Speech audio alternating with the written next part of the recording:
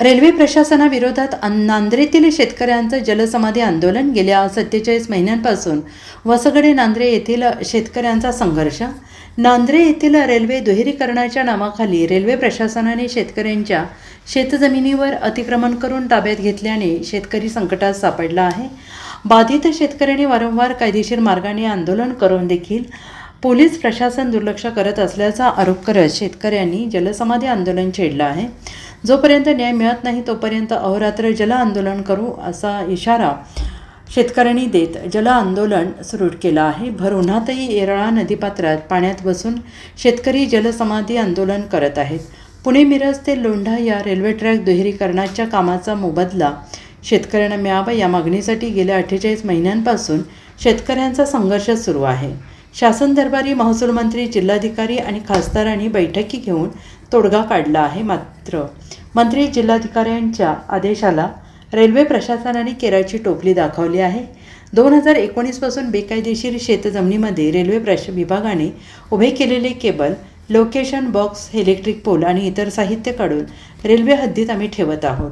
भूमी अभिलेख विभागाने अतिक्रमण दाखवलेल्या शेतजमिनी आमच्या ताब्यात आम्ही घेत आहोत. यामध्ये कायदा आणि सुव्यवस्थेचा प्रश्न निर्माण झाल्यास त्याला सर्वस्वी रेल्वे प्रशासन जबाबदार असेल. लोकेशन बॉक्स अतिक्रमण केलेल्या शेतजमिनीमध्ये आहेत, ते जर काढले तर पुणे मिरज रेल्वे मार्ग संपूर्णपणे बंद पडेल आणि त्याला प्रकल्पबाधित शेतकरी जबाबदार नसतील असा इशारा यावेळी संतप्त शेतकऱ्यांनी दिला आहे.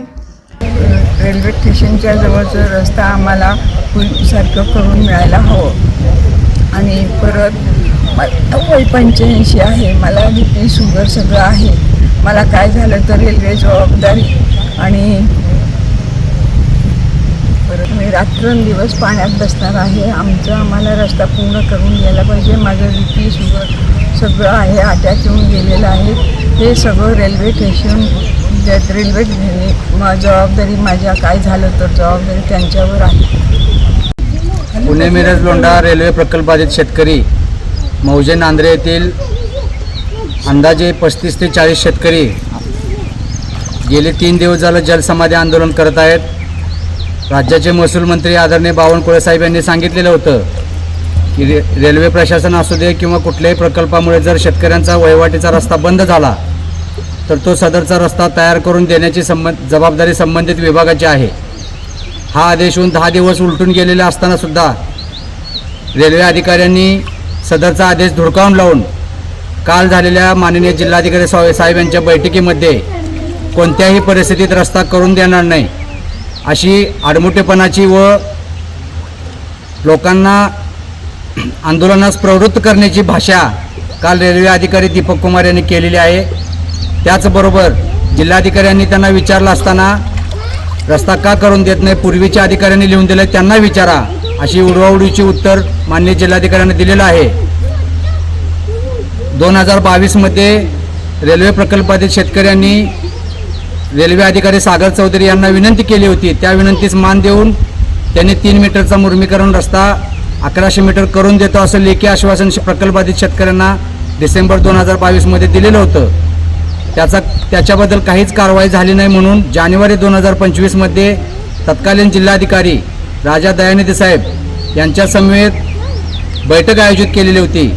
सदर बैठकीमध्ये सुद्धा रेल्वे अधिकारी सुरेश पाखरे त्याचबरोबर रेल्वे अधिकारी सागर चौधरी यांच्याशी दूरध्वनीद्वारे संपर्क साधला असता त्यांनी जिल्हाधिकाऱ्यांना सदरचा 400 मीटरचा रस्ता त्वरित 2 दिवसात बनवून देतो असं सांगितलेलं होतं आणि उर्वरित 700 मीटरचा रस्त्याचा प्रस्ताव 2 दिवसात पाठवून त्याची मंजुरी घेऊन करून देतो म्हणून सांगितलेलं होतं. या गोष्टीला आज 18 महिने उलटून गेले तरीसुद्धा कोणत्याही प्रकारचं रस्त्याचं काम किंवा प्रस्ताव न पाठवून रेल्वे अधिकाऱ्यांनी माननीय महसूल मंत्री असू देत किंवा महसूल प्रशासन असू दे, त्याचबरोबर जिल्ह्याचे डिस्ट्रिक्ट मॅजिस्ट्रेट जिल्हाधिकारी साहेब असू देत यांच्या आदेशांना केराची टोपली दाखवलेली आहे. त्या सगळ्याचा निषेध म्हणून आम्ही 30 ते 35 शेतकरी जलसमाधी आंदोलन सुरू केलेलं आहे. जोपर्यंत आमच्या मागण्या मान्य होणार नाहीत, आमचा रस्ता बनवून दिला जाणार नाही तोपर्यंत आम्ही आता पाण्यातून बाहेर येणार नाही. दिवस रात्र आंदोलन चालू राहील. आम्हाला होणाऱ्या तासाला जे काही शेतकऱ्यांना त्रास होईल त्याचबरोबर आमच्यासोबत गट नंबर 157 मधील मालक आदरणीय आमच्या विमलाजी यांचं वय 85 वर्ष वय आहे. त्या सध्या देखील आंदोलनासाठी बसलेले आहेत. त्यांना शुगर बीपीचा त्रास आहे. त्यांना जरी काय कुणाला झालं यातल्या तर त्या सर्वस्वी रेल्वे प्रशासन जबाबदार राहील. आमची सरकारच्या महसूल प्रशासनाच्या सर्व अधिकाऱ्यांना एवढी विनंती आहे की जे काही रेल्वे विभागानं लेखी आश्वासन दिलेलं आहे तेवढं आश्वासन त्यांनी पूर्ण करावं व 40 ते 50 एकर शेतजमीन कायमस्वरूपी पडीक होणार आहे त्यापासून आम्हाला वाचवावं एवढी आम्हाला विनंती. आमचा रस्ता त्वरित 8 दिवसामध्ये करून द्यावा ही कळकळीची विनंती आहे. Bureau report SPN Marathi Sangli.